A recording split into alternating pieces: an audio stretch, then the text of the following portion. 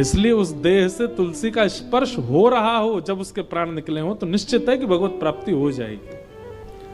लेकिन अगर व्यक्ति ने केवल तुलसी पहनी, नियमों का पालन नहीं किया, नियमों का पालन मतलब एक ही नियम है तुलसी जी का, क्या कि तुलसी धारण करने के बाद कंठ से नीचे अपवित्र वस्तु नहीं जानी चाहिए आपके मुख में।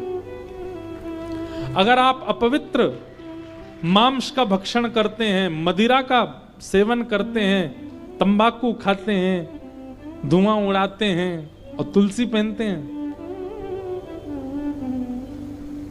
वो तुलसी नहीं फिर काष्ठ है। और मृत्यु के बाद में तुलसी का अपमान करने का दंड और मिलेगा।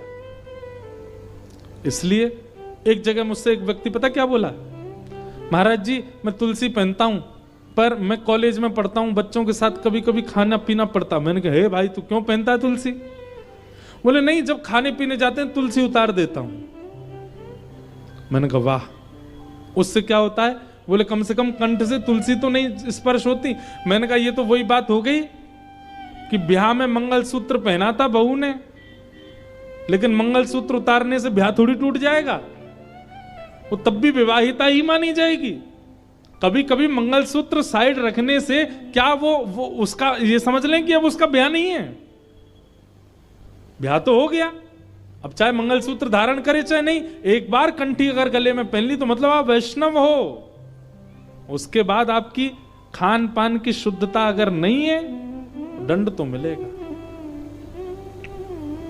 इसलिए तब तक तुलसी जी मत पहनिए जब तक आप अपने चित्त पर ये भरोसा ना कर लें कि हाँ हम अपने भोजन और भजन और पान को शुद्ध कर सकते हैं।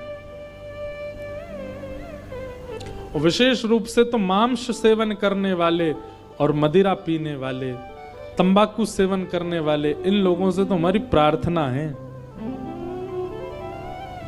बिल्कुल मत पहन लेना। और जब पहनो तो सबको विष के मात्र त्याग देना, विष के समान त्याग देना। तो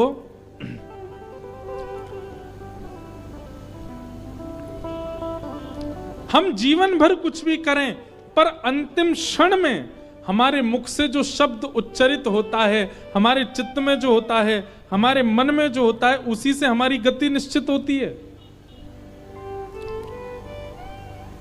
इसलिए भैया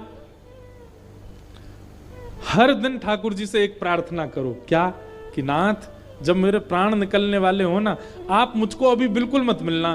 मैं वृंदावन जाऊं मुझे मत दिखना, मैं हरिद्वार जाऊं मुझ पर कृपा मत करना, जीवन भर मेरा ऐसे ही चलने दो, कोई बात नहीं आप मत मिलना। पर नाथ जब मेरे प्राण निकल रहे हो ना, जब मेरी अंतिम श्वास चल रही हो, मुझे नहीं पता कहां निकलेंगे, कैसे निकलेंगे, कब निकलेंगे, आपको पता है।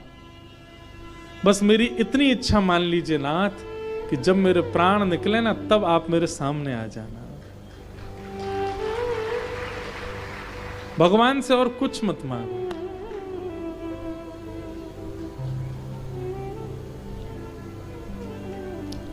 भक्तमाल जी के कथा में एक प्रसंग ऐसा भक्तमाल जी के विषय में सुनाया जाता है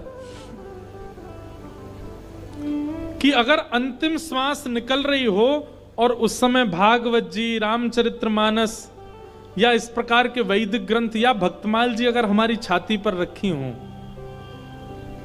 या इनका दर्शन हमको हो रहा हो, भागवत जी की पोथी रखी है, हम उसको देखते देखते प्राण त्याग दें, तो भी भगवत धाम की प्राप्ति। तो भक्तमाल जी के विषय में आता है कि एक सेठ जी ने क्या किया। अब भागवत जी आदि ग्रंथ ये तो बड़े पवित्र हैं, इनको हमेशा धारण करना उचित नहीं। उन्होंने क्या किया, भक्तमाल जी की छोटी छोटी लिपियों के छोटे छोटे ग्रंथ बनवाए और उन छोटे छोटे ग्रंथों को तुलसी जी में मढ़वा करके, तुलसी जी के अंदर पधरवा करके और गले में धारण कर लिया। अब बोले अब चाहे जब प्राण निकले भक्तमाल जी हृदय से लगी रहेंगी। और वही हुआ, जैसे ही उनके प्राण निकले तो भक्तमाल जी हृदय पर ही थी। जैसे ही प्राण निकलने लगे तो भक्तमाल जी में जितने भक्त हैं, प्रहलाद जी, ध्रुव जी, नारद जी, हितरवंश महाप्रभु, गोपाल भट्ट गोस्वामी, श्री स्वामी हरदास जी महाराज आदि आदि जितने भी भक्त हैं, वो सब भक्त प्रकट हो गए और प्रकट होकर के उस दिव्य चेतना को अपने साथ भगवत धाम को लेके चले गए। इसलिए हमारे वृंदावन में आप जाओगे तो आपको कई सारे संत दिखेंगे, मोटी मोटी तुलसी की माला, और यहाँ बीच में लिखा होगा सीताराम, राधे श्याम, बड़े बड़े। उनके भीतर भक्तमाल जी हैं, उनको सदा चित्त से लगा के रखते हैं। कब प्राण निकल जाए क्या पता। इसलिए भैया तुलसी जी धारण करो, तिलक धारण करो, पर उनके नियमानुसार धारण करो। और नियम एक ही है कि फिर शुद्ध रहो, पवित्र रहो, बस। तो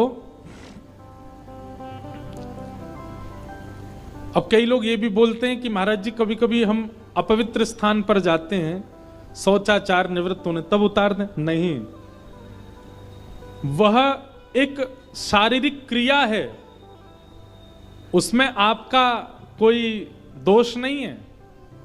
वो शारीरिक क्रिया, ऐसे तो घर में भी तो झाड़ू लगाते हैं, उसको भी साफ करते हैं हम। ठीक वैसे ही तन जो है, तन के भीतर भगवान रहते हैं। तन भी एक स्थान है भगवान का, तन भी देवालय है। उस तन को हम साफ मात्र कर रहे हैं। उस समय ये भावना नहीं रखनी कि हमको उसका त्याग, वो एक शारीरिक धर्म है। शौचाचार एक प्रकार से अपवित्र स्थिति है, हम उसके बाद स्नान करते हैं, शुद्ध करते हैं स्वयं को, परंतु वह शरीर का धर्म भी है। वो करना आवश्यक है। इसलिए उस स्थिति में ये विचार ना करें कि वो अपवित्र स्थिति, हम तुलसी उतार दें क्या, पहनो। तो भीष्म पितामह जी महाराज बाणों के सैया पर लेटे हैं, और तभी